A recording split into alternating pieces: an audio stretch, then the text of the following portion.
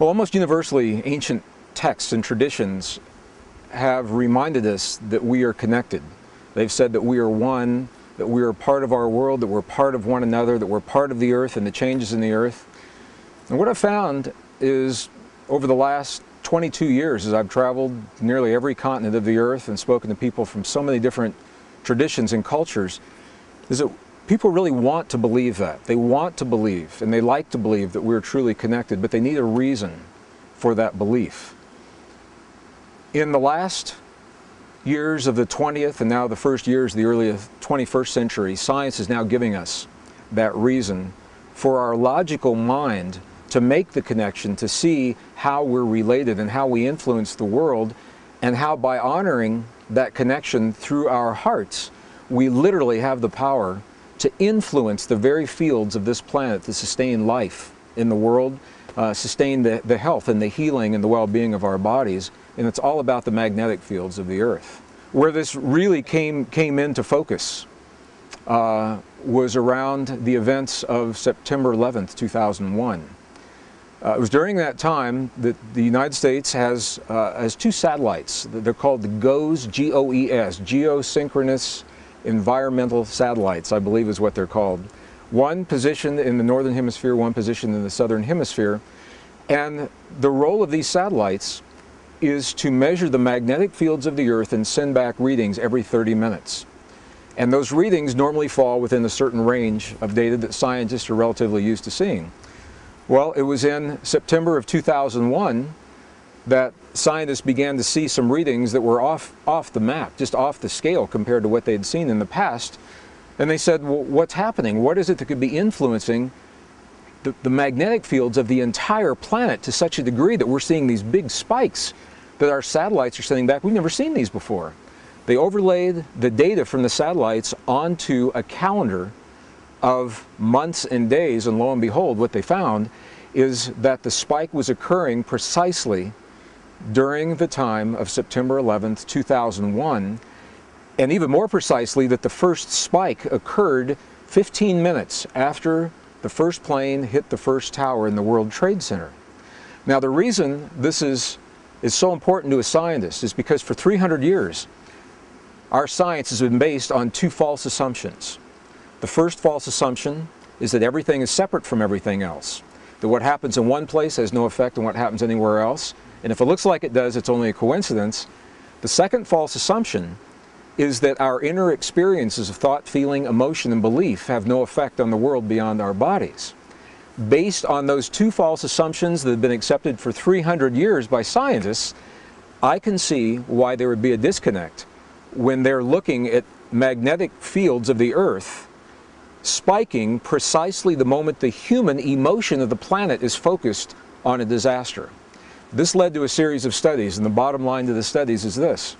What they found is that it is human emotion, specifically the magnetic fields produced by the human heart during certain kinds of emotion, that now are documented as extending far beyond our bodies into the physical world, and now to such a degree that our satellites hundreds of miles above the surface are able to pick these up. This has led to a number of studies now showing that when a certain number of people come together and they choose in a moment of time to create a precise emotion in their hearts, that emotion literally can intentionally influence the very fields that sustain the life on planet Earth. These fields are now implicated in everything from the immune response of humans throughout the planet, climate, weather patterns, cycles of war and peace, our ability to solve problems, our cognitive abilities. All of these, as different as they sound from one another, are all linked to our relationship to the magnetic fields of the earth. So what makes this so beautiful is every human on the planet is linked to the field, but not every human on the planet has to be consciously aware of their relationship to benefit from what a relatively few number of people come to understand.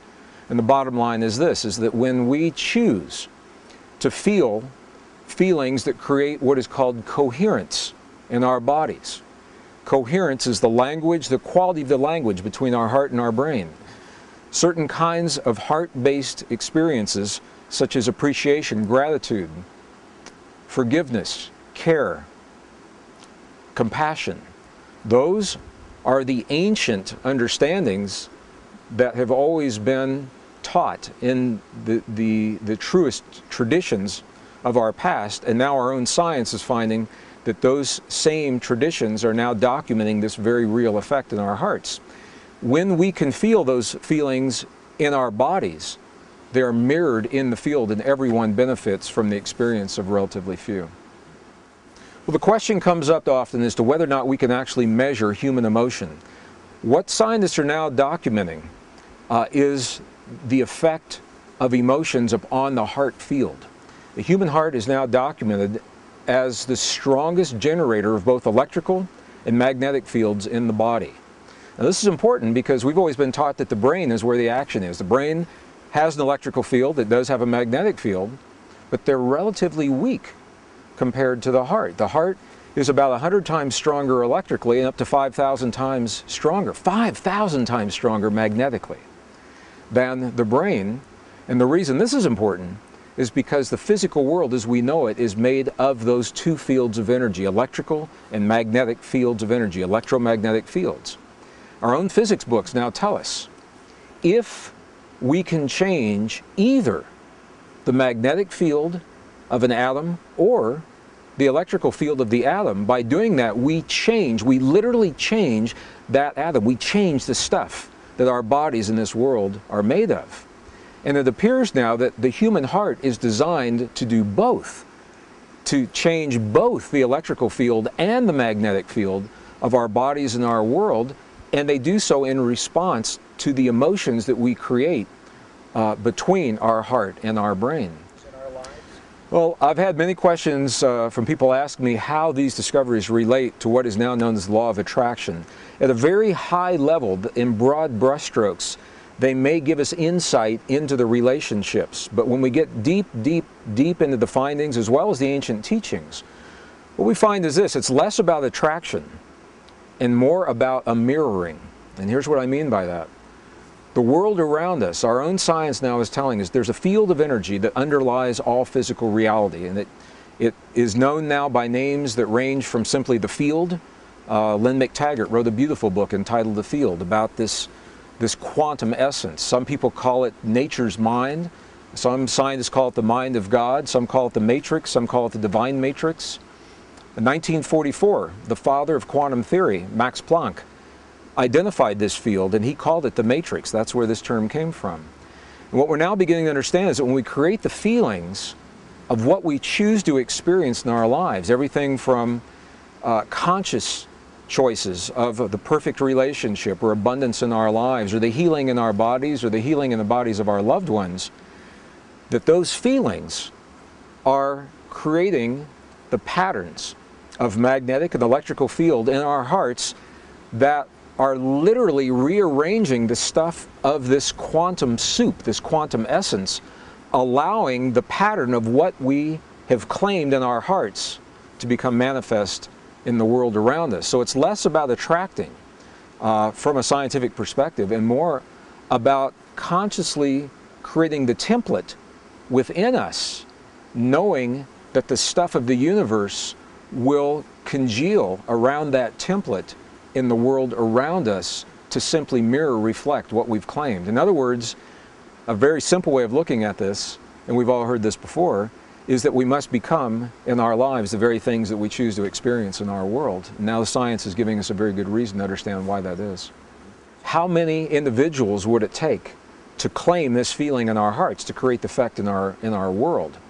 And the ideas about that are changing. Back in the 1970s, 1980s, through the Maharishi effect, the TM studies, it was very well documented that there is an effect between human consciousness and the world around us. That effect is known.